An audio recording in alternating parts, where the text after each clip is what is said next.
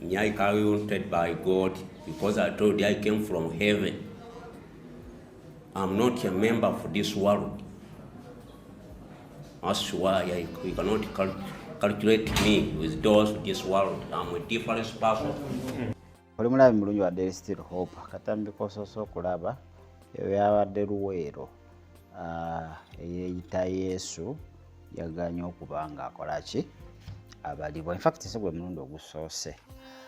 Bino ebiro bizibu nnyo kubanga omuntu emizimu gimulinnya ku makya n'akeera ku makya n'agamba nti ki n'agamba nti ye Yesu. So ndowooza kasooke kuteerayo ka full video ako male okalaba onookalaba tugenda kujja tukole ki tutemeeteme lwaki bannabbi b'obulimba bafubutukanye Luweero awo kiki ekiri awo. Ndowooza okufa kw'abantu okwali e Luweero mu lutalo emizimu girinnya abantu ne bavaayo ne bagamba nti biba Yesu. So okulaba vidiyo eyo ali tukomewo. Ku kyalo Luyime katika mu disitulikiti y'e Luweero yewali ekifo kino ekimanyiddwa nga Super Global Eden ewasangibwa ab'enzikiriza etakkiririza mu gavumenti n'enteekateeka zaayo zonna. Olwedde nabalibwa dda. Ani yakubala? Nze gavumenti gye ndimu si eyamu. Oli mu gavumenti ya Katonda. Enteekateeka zonna ezibaddewo okugemesa abaana okusomesa abaana bo tebabiriimu. Bamaze wano emyaka yange 34 naye nakiripootingako dda kuw'obulenzi police officer ne bajja ne babakwatako. Akulira ekifo kino yeeyita Kabaka Navas Vera era ng'agamba nti ye Yesu omulokozi w'ensi eno akwatiddwa poliisi olwaliro lwa kusimbira ku enteekateeka ya gavumenti ey'okubala abantu. Twasazeemu okumukwata kubanga tetumutegeera ngulu ki yagamba ate oba wayina okubeera then kitegeeza talina okubeera naffe kubanga ffe tulina okumanya muwendo gwaffe. Okusinziira ku Isima Mubiri omu ku babala bwe batuuse mu kifo kino be basanzeewo babategeezezza nga bo bwe batakkiririza mu kubalibwa kubanga baabalibwa dda mu gavumenti eyaabwe. Era bwe batulabye ng'omukulembeze waabwe ye n'asooka n'avaawo abadde alina byakola n'abako ennyumba waayingira ne tulaba ne tuteekawo embeera okulaba nti twogera nabo naye nga tebalina mawulire ge batuwa nga bo bagamba nti baabalibwa dda mu nsi yaabwe mwe bali era tebalaba mugaso lwaki babalibwa. I counted by God because I told you I came from heaven. I'm not a member of this world. That's why you cannot calculate me with those of this world. I'm a different person. Ensonga bazongeddeyo mu b'obuyinza poliisi kwe kujja n'ekwatako babiri okuli eyeeyita Yesu n'omu ku bagoberezi be yeeyita El Shaddai Gracia ne baggalira mu kaduukulu ka y'ew'obulenzi. Eyeeyita Yesu akalambidde nti ye tayinza kubalibwa n'abantu ba nsi eno kubanga yava mu ggulu era ekyokukwatibwa poliisi akiyise kikulu ekyokumanyirira Katonda. I have my parish where they find me. I first wonder why they brought me here. That is familiarity to God. That is familiarity. They know what they are doing. Naye nga kuva dda baali bantu bali staboni baba okujja kwawo nababuuza endagamuntu gye bavudde ne bagamba bo tebatambula na bitambuliso bo Katonda yagwe batambula naye nga tebeetaaga kumanya bya endagamuntu. Atwala poliisi mu disitulikiti y'e Luweero John Erwatu Ojokuna agamba nti bagenda kubatwala mu kkooti bavunaanibwe ng'amateeka bwe galagira. Of course okugaana okubalirwa guba musango ate tulina part of the UBOS Act which caters for that. Tugenda kumucharging according to the UBOS Act. Bano si be bokka basoose okugaana okubalibwa gye buvuddeko waliwo ab'enzikiriza abeeyita abagiri abasangibwa mu ggombolola y'e Kamina mu disitulikiti y'e Luweero abategeeza nga bwe batajja kubalibwa nga bagamba nti enteekateeka eno n'endala zonna eza gavumenti za sitaani. Habert Kamoga. Ndowooza okusinziira ku ebyawandiikibwa bingi ebyogera ku bannabbi b'obulimba benjagala okuba nga nkuwa ate osobola okuba nga ate otegeera. Kale Kolisi ekyokubiri 2 Corinthians chapter 11 verse 13 to 15 for such men are false apostles, deceitful workmen, disguising themselves as apostles of Christ, and no wonder, for even Satan disguises himself as an angel of light, so it is no surprise if his servants also disguise themselves as servants of righteousness. Their end will respond to their deeds. Ndoza kitegedde byandikibwa bingi kujja kusoma Matayo 21:11 egamba and many false prophets will arise and lead many astray. So oyo mbulumbu Yesu naye omutuna mizimu myerere gye gimulimu ne mukazi we ali awo bo tebabalibwa okuba babalibwa ki babalibwa ate eggulu. Nze ndowooza nnyingi endowooza ezo ziri mu balokole bangi abamu anti abamu babalimbye nti okubala 666 egenda kuba 666 ne balimbibwa bintu bingi ebizze netukola ki netubijemera nga tulowooza 666 ate netukomekereza nga we have misled many. Kakati oyo si yasoose myaka 7 emabega waliyo ate omusajja omulala yali yeeyita Yesu Kristo era naye yali afubutuka luweeru. Simanyi oba emizimu gy'abantu abafiira mu lutalo gye girinnya abantu naye bonna bo batunuulira amazima olabira ddala sitaani atudde ki atudde mu bbo. Yesu Kristo oyo leka tumukuteereyo omusekensi nga 3 omulabe. Yesu Kristo nga bwe yeeyita wadde ng'amannya g'amatuufu ye Solomon Semakula yakwatibwa ku ntandikwa y'omwezi guno ku kyalo Toggo omugombola y'e Kapeeke Nakaseke. Ono awamu n'abagoberezi be olwaleero batwaliddwa mu kkooti ng'atwalibwa asoose kukulumira abo bayise abamulwanyisa. I saw John Prince Mike and you're still fighting against me.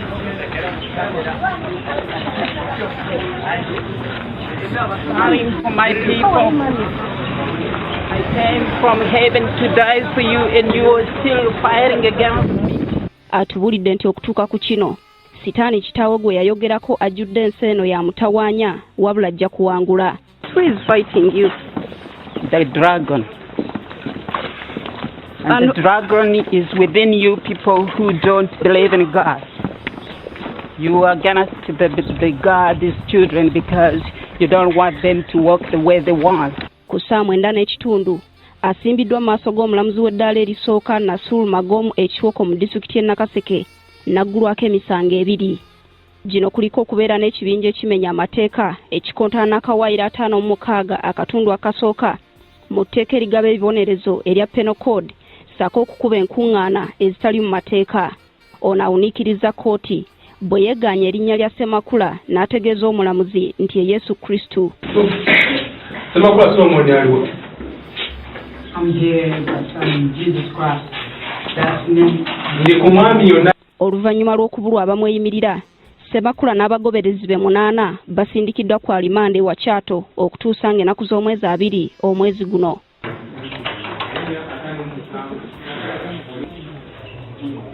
Carlton Scovia Nakamya, NTV.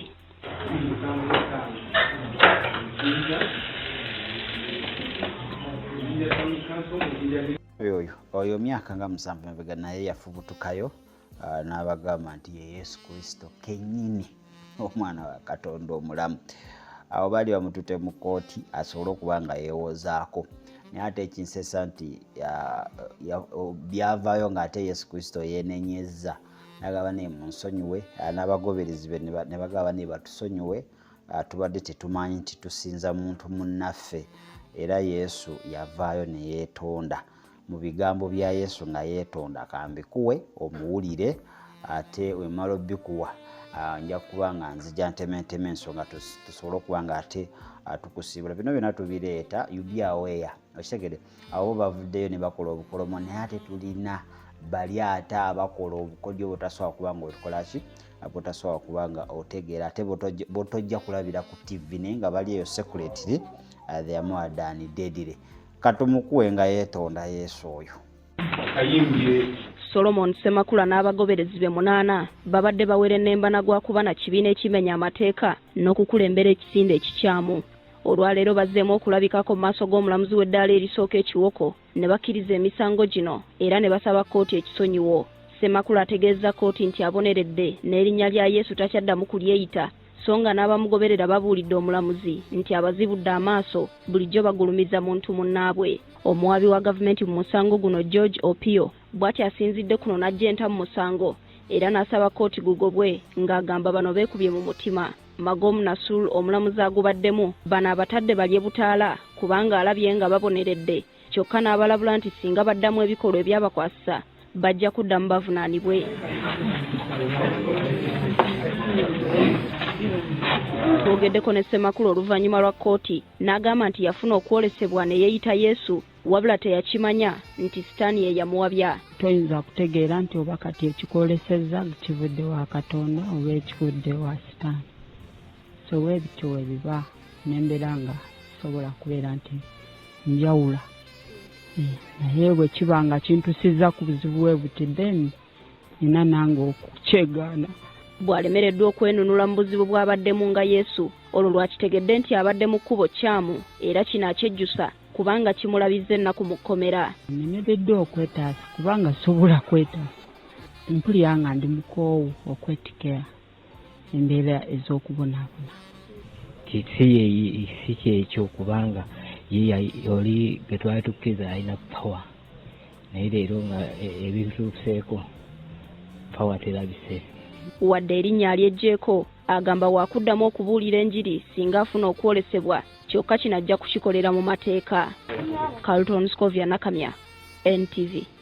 Omwewuliriddeko ebigambo bye nga abirya yasooka agamba mbu Yesu Kristo naye ate yamala n'agamba musonyiwe amazima si ye Yesu era ne yeetonda okubanga yeeyise omwana waaki omwana ate wa Katonda. 2 Corinthians 11:13 For such men are false apostles, deceitful workmen, disguising themselves as apostles of Christ.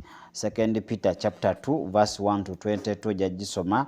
But false prophets also arose among the people, just as there will be false teachers among you, who will secretly bring in destructive heresies, even denying the master who brought them.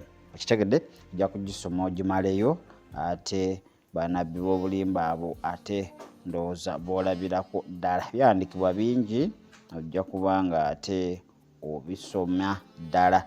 Revelation 2:20 But I have this against you. Ojja kuba naye ogisoma ayogera ku mukazi oyo Yezeberi yali akyamya abantu ba Katonda. Matthew 7:15 Be aware of false prophets who come to you in sheep's clothing but inwardly are ravens. Their wolves. Again, 1 John 1:4 Beloved, do not believe every spirit, but test the spirits to see whether they are from God. For many false prophets have gone out into the world. Matthew 24:24 jangendo sembyayo. For the false Christs and false prophets will arise and perform great signs and wonders, so as to lead astray, if possible, even the elect. Kitegedde kakati akaseera ke tulimu bannabbi b'obulimba bangi ate tulina ebibinja bibiri eby'abannabbi b'obulimba lwakuba kati abasemanyi balaki bo tebakwatibwa oba bali organized. Okimanyi abo bakute singa babadde organized baba tebasobola bakwata baba basigala beerimbira abantu baabwe. Tulina nabbi Dawudi bamusinza nga Katonda. Naye nabbi b'obulimba ali awo naye akugamba basomesa butuukirivu naye people worship him. Era basabireyo nabbi Dawudi tomwogerako bagamba Katonda Dawudi akola.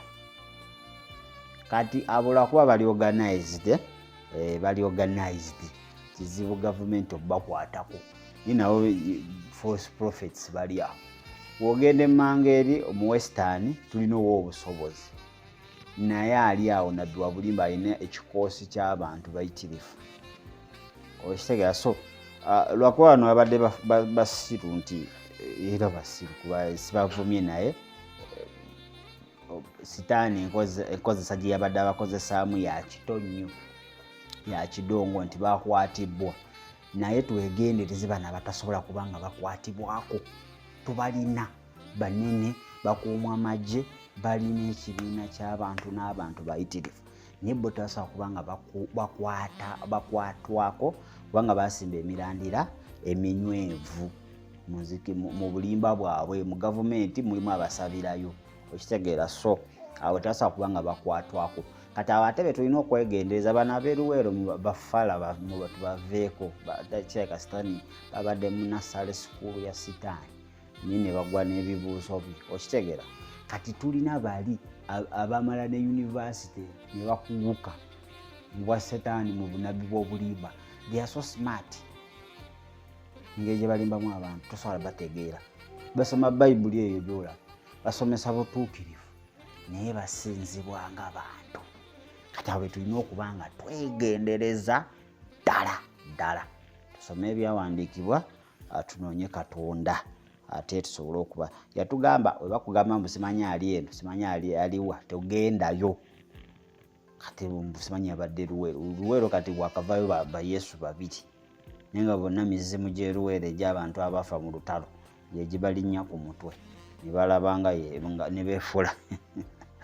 Kati ndowooza akatambi akasembeyo kankakuwe sigenda kuba nga nsukka wano. Yeetaaga linki y'ebirooto twagambye. Leero twogedde ku ki? Okuloota ng'ozze oddayo mu kayumba k'ewammwe akakadde, ne twogera okuloota ennyumba enkadde.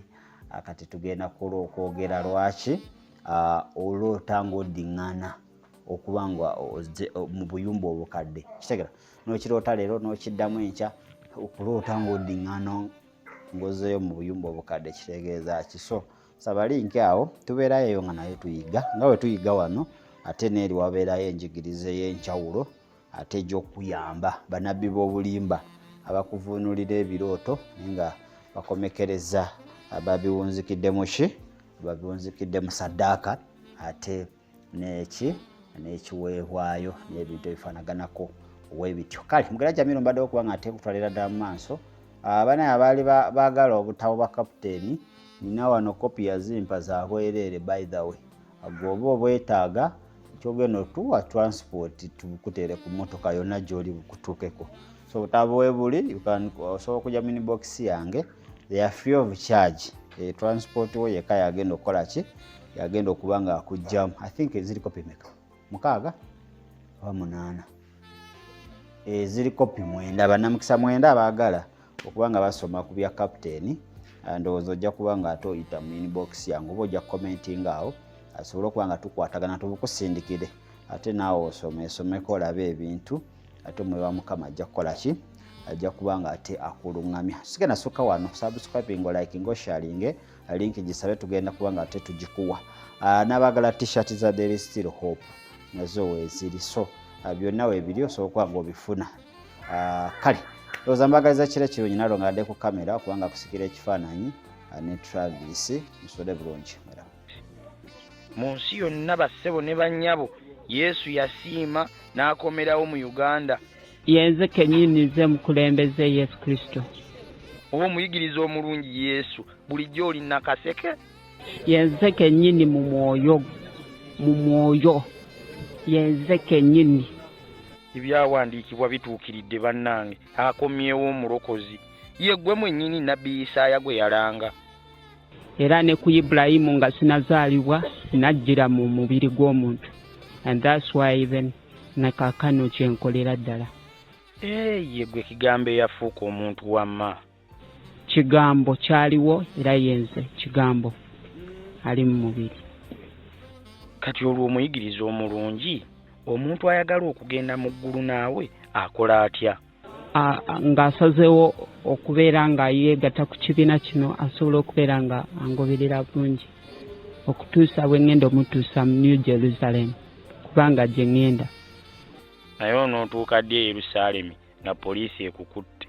Kubanga maybe osanga bo tebantegeera era y'ensonga lwaki bandeese wano bantegeera. Gasiya buloolo.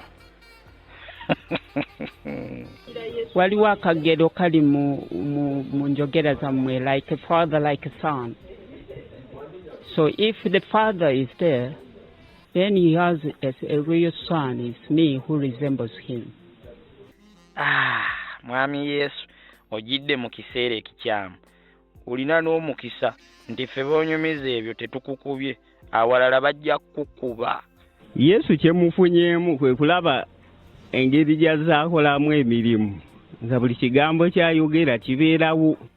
ajja kusooka kubookya nga kibwetere mulyoke mumanyi nti Yesu waabikwangala n'olaba bonna emitwe